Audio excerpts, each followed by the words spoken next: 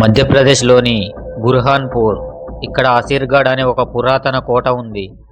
ఈ కోటలో ఉన్న శివాలయం చుట్టూ ఒక భయంకరమైన రహస్యం దాగి ఉంది. ప్రతిరోజు మార్నింగ్ గుడి తలుపులు తీసేసరికి శివలింగంపై ఎవరో తాజా పూలు ఉంచి అలాగే చందనం రాసి వెళ్తారు. జన సంచారం లేని ఆ కోటలోకి, అలాగే మూసి ఉన్న ఆ గుడిలోకి కనిపించకుండా వచ్చి పూజ చేస్తున్న ఆ వ్యక్తి ఎవరు? అక్కడి స్థానికులు వణుకుతూ చెప్పే ఆ పేరు అశ్వత్థామ. కురుక్షేత్ర యుద్ధం ముగిసి 5000 ఏళ్ళు గడిచిన ఒక వ్యక్తి ఇంకా మరణం లేకుండా మన మధ్య తిరుగుతున్నాడా? ఇది పురాణమా లేక కళ్ళ ముందున్న సత్యమా? ఈరోజు మన వీడియోలో అశ్వత్థామ బతికే ఉన్నాడనడానికి ఉన్న ఆశ్చర్యకరమైన సాక్ష్యాలను చూడబోతున్నాం. మహాభారత యుద్ధంలోని ద్రోణాచార్యుని కొడుకైన అశ్వత్థామ చేసిన ఒకే ఒక తప్పు అతని జీవితాన్ని శాశ్వతంగా నరకంగా మార్చేసింది.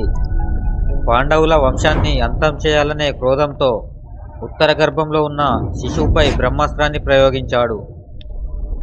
ఈ అఘాయిత్యానికి ఆగ్రహించిన శ్రీకృష్ణుడు అశ్వత్థామ నుదిటిపై ఉన్న అమూల్యమైన మణిని తీసేసి ఒక భయంకరమైన శాపాన్నిచ్చాడు.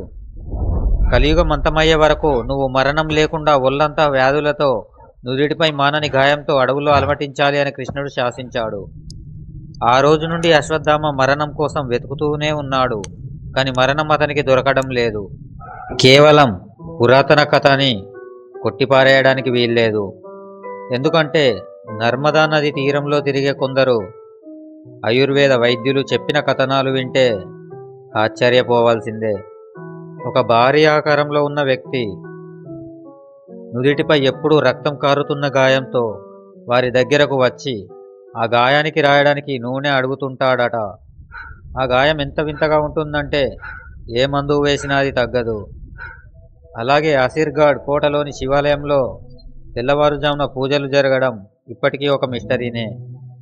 అక్కడ రాత్రిపూట ఎవరైనా ఉండటానికి ప్రయత్నిస్తే వారు పిచ్చివారైపోతారని లేదా మాయమైపోతారని అక్కడి ప్రజలు గట్టిగా నమ్ముతారు. అశ్వత్థామ ఇంకా ఎందుకు బతికున్నాడు? దీని వెనుక ఒక పెద్ద కారణం ఉంది. హిందూ ధర్మం ప్రకారం అశ్వత్థామ 7 చిరంజీవులలో ఒకడు. కలియుగం చివరిలో అధర్మం పెరిగిపోయినప్పుడు విష్ణుమూర్తి కల్కి అవతారంలో జన్మిస్తారు.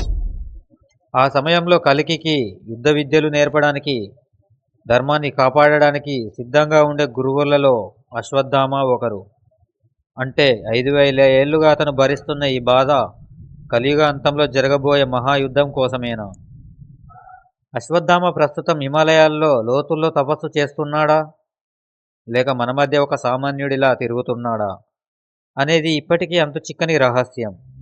సైన్స్ ప్రకారం ఒక మనిషి 1000 ఏళ్ళు బతకడం అసాధ్యం కావచ్చు.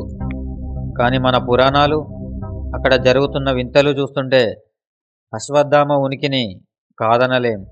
మరి అశ్వత్థామ నిజంగానే బతికున్నాడని మీరు నమ్ముతున్నారా, లేదా ఇదంతా ఒక కల్పిత కథని భావిస్తున్నారా? మీ అభిప్రాయాన్ని కింద కామెంట్ సెక్షన్లో తప్పకుండా పంచుకోండి. ఇలాంటి మరిన్ని మిస్టరీల కోసం మన ఛానల్ని సబ్స్క్రైబ్ చేసుకోండి. అలాగే వీడియో నచ్చితే లైక్ చేయండి.